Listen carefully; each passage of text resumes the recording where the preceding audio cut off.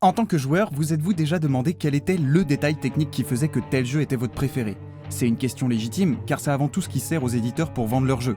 Mais regardez ce gameplay hyper novateur ! Non mais attends, la caméra ne coupe pas un seul instant ! Non mais regardez-moi ces porcs ! Mais vous êtes-vous déjà demandé ce qui faisait que vous reveniez souvent à un même jeu ? Sans doute l'histoire, très certainement l'univers. Bon, on va toujours pas où il veut en venir le garçon, hein. Mais je vous assure, j'y viens. Alors imaginez maintenant que, inconsciemment ou non, ce qui vous fait revenir ce n'est ni son gameplay, ni son histoire ou le monde dans lequel elle se déroule, mais tout l'univers sonore qui vous entoure lorsque vous jouez. Vous fermez les yeux et vous entendez cette musique retentir lorsque vous passez à tel endroit, ou bien vous entendez ce son propre à un ou des personnages. Et vous voilà transporté. Vous n'avez qu'une hâte, c'est d'y retourner.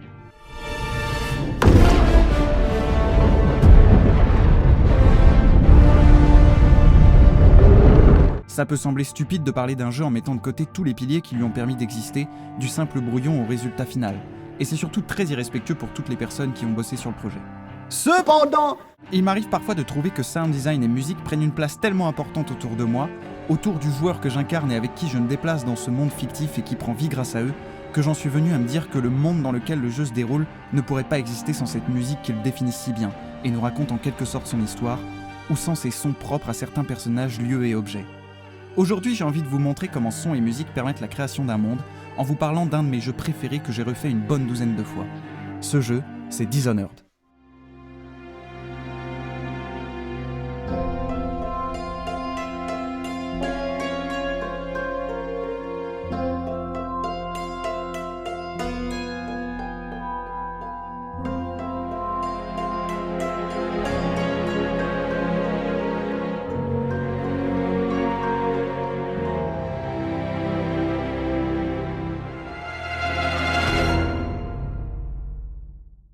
Dishonored, ou Dishonored.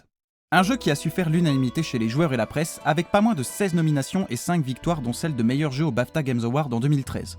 Un des meilleurs jeux de cette année et encore un chef-d'œuvre aujourd'hui. Et cerise sur le gâteau, c'est français. Dishonored est un jeu d'infiltration en vue à la première personne, dans lequel vous incarnez Corvo, ancien protecteur royal et amant secret de l'impératrice Jessamine Kaldwin, condamné à tort pour le meurtre de cette dernière. Emmenez-le. Armé d'une lame rétractable et d'un masque, et aidé par un groupe de rebelles, vous arpentez les rues de Dunwall dans le but de vous venger de ceux qui vous ont fait tomber. Le système de jeu repose notamment sur l'exploration, la discrétion, et vos actions ont des conséquences sur le monde et la suite de l'histoire, selon la manière dont vous décidez de progresser. Et qui dit infiltration, dit une tonne de sons pour aider le joueur, l'interpeller, le déstabiliser, bref. L'univers sonore de Dishonored est cuisiné aux petits oignons. Et je place bien évidemment le travail du regretté Daniel Lix sur la musique dans l'univers sonore, car elle amène une ambiance si unique et décrit si bien la ville de Dunwall que celle-ci en devient le personnage principal du jeu. Et ce n'est même pas pour utiliser une métaphore que je dis ça, mais parce qu'à l'opposé de notre personnage qui reste muet comme une tombe et qui a très peu d'interaction, Dunwall a énormément de choses à dire. Mais pour expliquer son univers sonore, il faut d'abord comprendre son histoire. Dunwall est une ville baleinière et la capitale des îles. Son architecture s'inspire d'un Londres victorien tout droit sorti d'un livre de Dickens. La cité a connu un essor technologique suite à la découverte du raffinage de l'huile de baleine, créant ainsi un carburant permettant d'alimenter la ville en électricité. Pour dépeindre Dunwall en musique, le compositeur a principalement utilisé des instruments à cordes. Violon, clavecin, harpe, piano et dulcimer représentent le côté victorien et le prestige de la ville, tandis que les nappes de synthé et sons plus modernes mettent en avant la technologie et l'univers steampunk du jeu. Jusqu'ici, Dunwall a tout de la ville florissante. Mais voici la première musique que l'on entend lorsque débute le jeu. Doucement. C'est bon. Attention. Donnez du bout. Larguez tout. On peut y aller.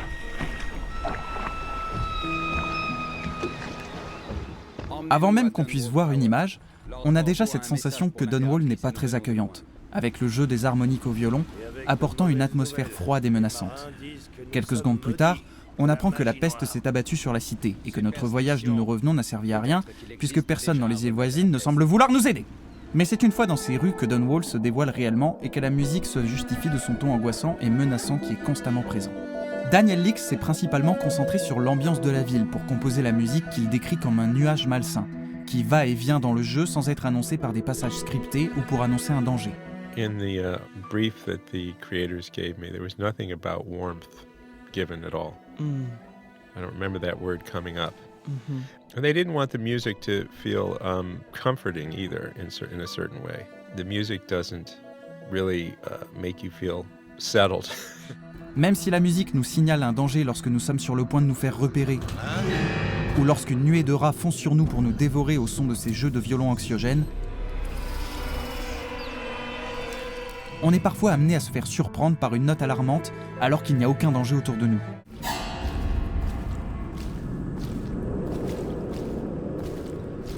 Et c'est ça l'idée derrière la musique de Dishonored, créer un sentiment d'insécurité, une sensation que le danger est tout le temps présent afin de nous mettre mal à l'aise et qu'il nous soit impossible de faire confiance à la musique.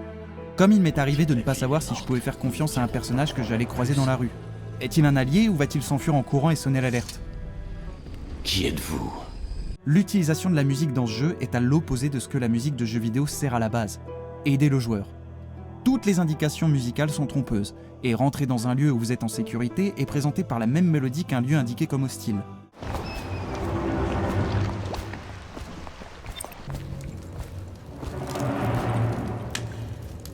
On ne sait plus à qui ni à quoi se fier, et c'est exactement ce que ressent n'importe quel habitant de Dunwall. Il en a besoin.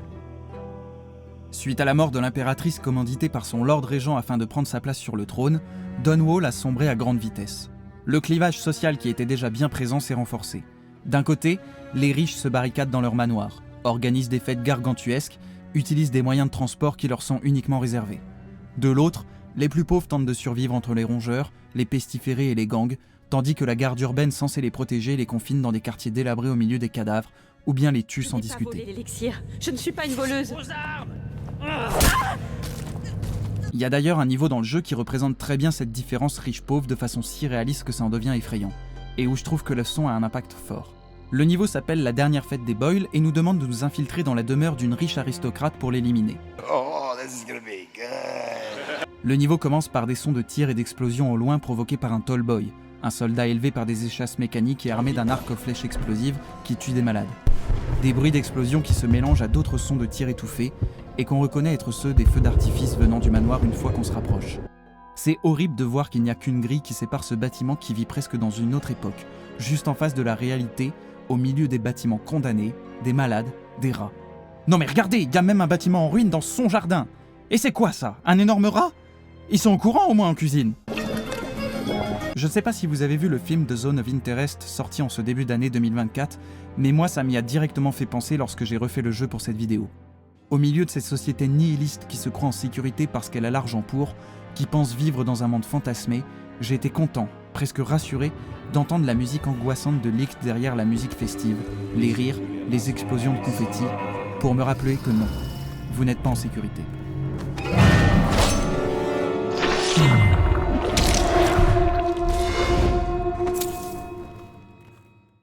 Jadis prospère, Dunwall n'est plus que l'ombre de ce qu'elle a été. La peur règne dans les rues où des haut-parleurs résonnent toutes les 30 secondes pour annoncer des nouvelles restrictions ou faire de la propagande. Votre attention, citoyens de Dunwall. John Clavering Boulevard est maintenant une zone à accès réservé. Tout citoyen arrêté dans cette zone s'expose à être fouillé ou incarcéré par la garde urbaine. L'émetteur réagit également suite à nos actions dans la ville.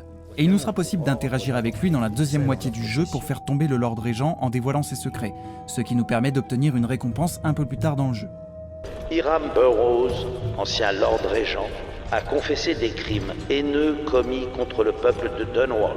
L'huile de baleine ne sert maintenant plus qu'à alimenter les technologies mises en place pour la soi-disant sécurité des citoyens. Pylônes électriques, barrières foudroyantes et miradors habillent les rues. Tous ces objets censés protéger de la peste ont pour réelle mission de tenir les pauvres à l'écart, ou bien de s'en débarrasser sans laisser de traces. N'en déplaise aux travailleurs dans les usines d'huile pour qui la main-d'œuvre a doublé, même si tous ne sont pas logés à la même enseigne. Ceux qui osent se rebeller contre leurs conditions de travail sont enfermés, mis à la rue sans indemnité ni sécurité, Je peux plus entrer. ou bien sont tout simplement tués. Et je ne vous parle même pas de ces pauvres bêtes qui sont pendues et déchiquetées vivantes pendant que les bouchers extraient leur huile sous les cris des douleurs et des scies circulaires. Hop, au passage, je prends ça. Bah quoi, elle en aura plus besoin. La garde urbaine qui patrouille dans les rues joue bien évidemment le jeu de la corruption. En écoutant certaines conversations, il nous est possible d'entendre des gardes se vanter de leurs actes barbares, rire de la détresse des gens et traiter les morts comme de la nourriture pour rats. Qui sait? En tout cas, balançons-les ici. Les rats, les bouts. Mais il est possible d'en entendre d'autres questionner la loi et les ordres, contraints d'obéir s'ils ne veulent pas perdre leur poste. Gentille en plus. Dommage qu'elles doivent mourir en fait. Surtout de cette manière. Bon, écoute-moi bien. Le pourquoi et le comment, c'est pas notre affaire. Si tu tiens à tes rations d'élixir, je te conseille de ne pas poser de questions. Ou encore d'autres, être nostalgique de l'époque où l'impératrice régnait. L'impératrice, tout le monde l'aimait pas, mais moi si. Une nostalgie que Daniel Licht amène à sa musique à travers ses vieux instruments qui sont omniprésents sans pour autant être au premier plan, mais qui soutiennent la nostalgie d'un empire florissant aujourd'hui dans le déclin.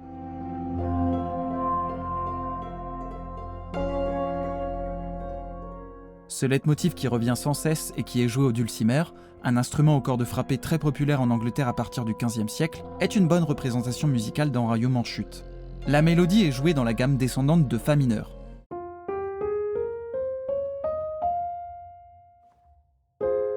Mais le compositeur vient y ajouter la septième de l'accord majeur afin d'apporter un certain déséquilibre.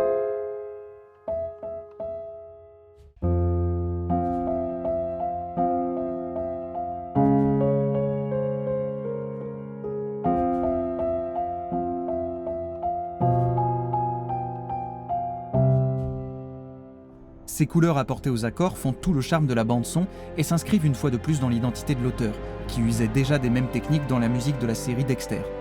Si vous ne saviez pas que c'était lui, je pense qu'en écoutant ça, vous n'aurez plus de doute.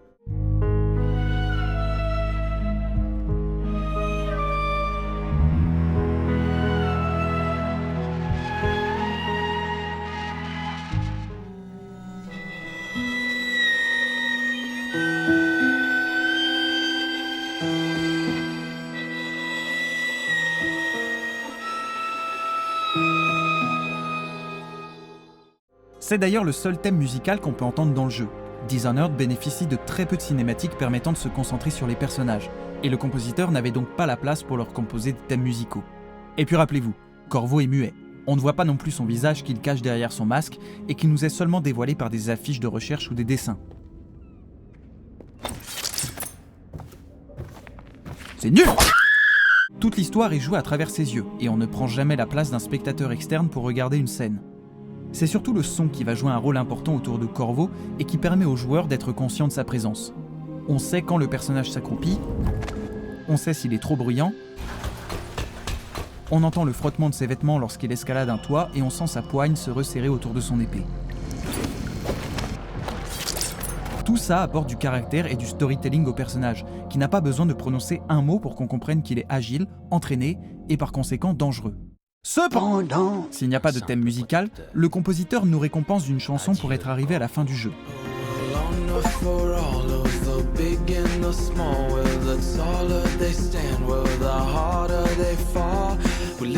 Composé avec son neveu John Licht, le morceau intitulé Honor for All, ou Honneur pour tous, reprend plusieurs sonorités des musiques du jeu tout en apportant une touche plus moderne et une énergie différente.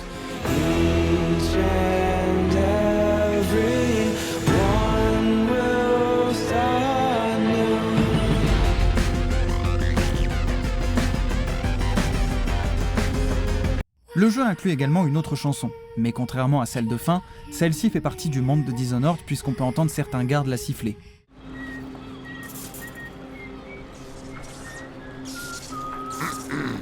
C'est une vieille chanson de marin qui s'appelle Drunken Whaler et qui a été reprise et retravaillée pour se fondre dans l'univers de Dishonored. En fait, la chanson originale s'appelle Drunken Sailor, sailor voulant dire marin. Mais afin de s'approprier la chanson et l'intégrer dans l'univers de Dishonored, Sailor a été modifié par Whaler, qui veut dire baleinier. La version musicale a été présentée dans les trailers du jeu et interprétée à la cérémonie d'ouverture des Game Awards en 2013.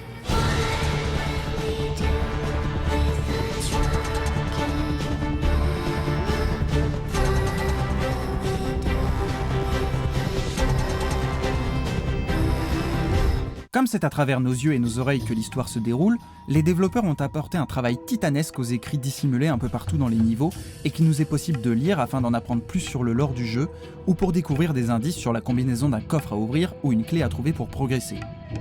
Mais ils ont également apporté une attention toute particulière au dialogue qui foisonne d'informations. Hé ma pomme, vous croyez où? Il vous sera de ce fait possible de surprendre des conversations vous donnant des indices sur votre mission.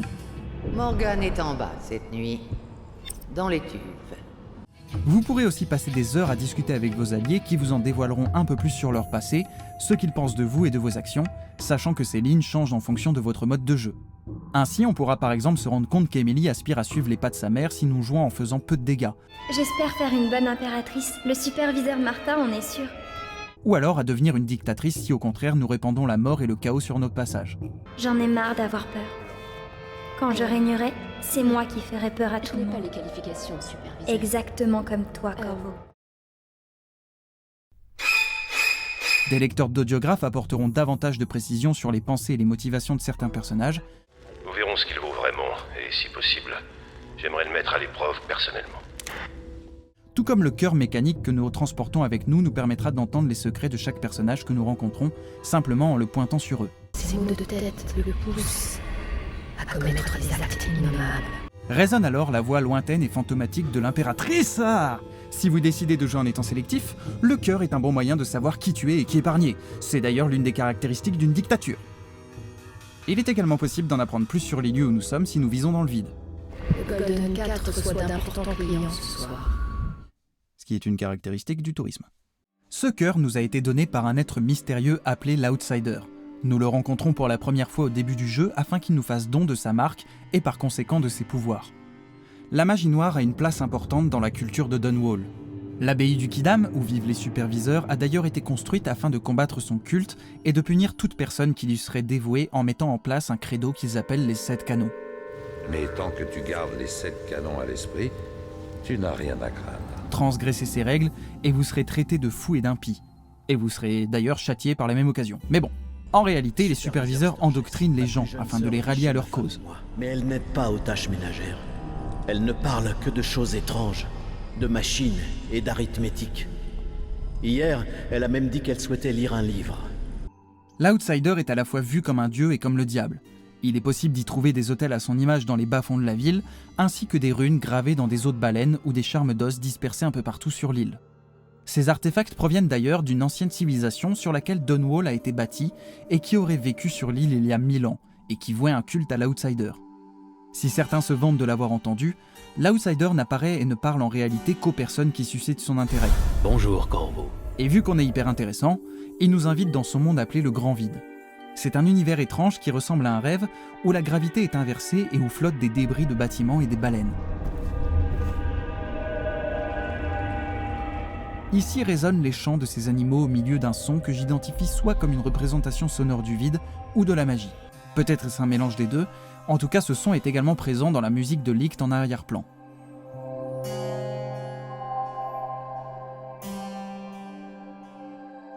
Différents sorts nous sont proposés comme la téléportation, l'invocation de Ra, le ralentissement ou l'arrêt du temps. Les incantations des sorts sont un mélange de langues arabes, africaines et brésiliennes dans le but de créer un langage rituel. Murmures et respirations sont rajoutés par-dessus pour créer des couches d'effets comme des delays, des réverbes et des filtres. Runes et charmes peuvent être trouvés grâce au cœur qui nous indique leur position. Plus on s'en rapproche, plus les battements s'accélèrent et le son s'intensifie. Les sons des runes et des charmes deviennent également plus forts lorsque nous nous trouvons à côté d'eux. L'intensité dans le son est d'ailleurs ce sur quoi l'équipe audio a le plus travaillé, en designant un outil permettant de hiérarchiser l'intensité sonore en fonction des situations. Grâce à ça, les dialogues importants passent au-dessus de tout le reste, afin que l'on se concentre dessus pour obtenir l'indice ou l'information que l'on cherche. Je vais descendre et me retirer dans mes quartiers. Pardonnez-moi, monsieur, mais il vaudrait mieux que vous restiez dans la salle sécurisée du toit. J'ai besoin du confort de mon lit ce soir. D'autres sons, comme les bruits de pas ou les bruits de verre, demandent plus de contraste afin que l'on sache si les ennemis sont conscients de notre présence. C'est quoi ? Enfin, tous les sons sont amplifiés lorsque tout s'emballe afin de donner de l'adrénaline au mix général.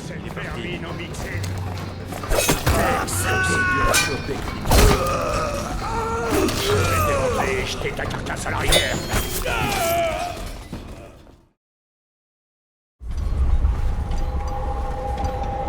Au-delà de son gameplay et de son histoire, Dishonored fascine pour son univers.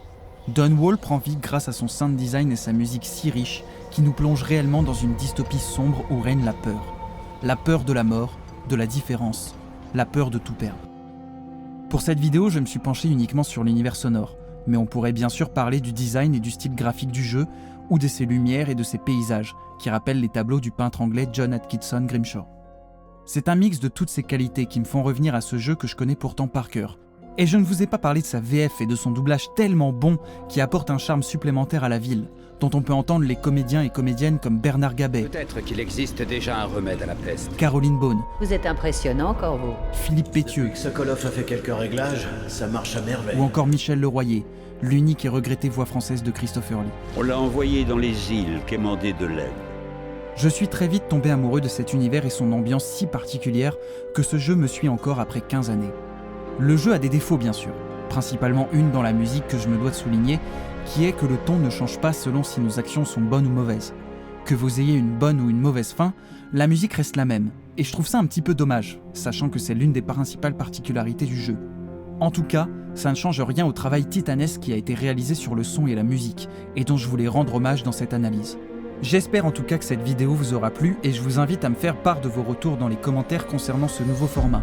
Si vous pensez que ça vaut la peine que je continue à m'intéresser à l'univers sonore dans la conception des mondes dans le jeu vidéo, et si vous aimeriez que cette série se continue avec le deuxième Dishonored et son DLC.